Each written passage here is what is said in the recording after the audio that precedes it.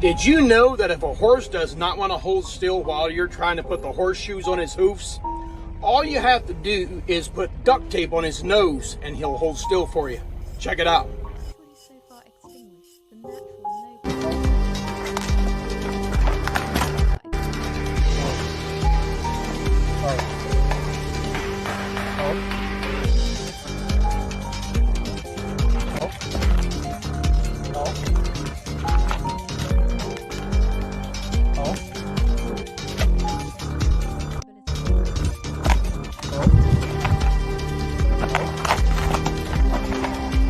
Okay, I'm going to try this duct tape.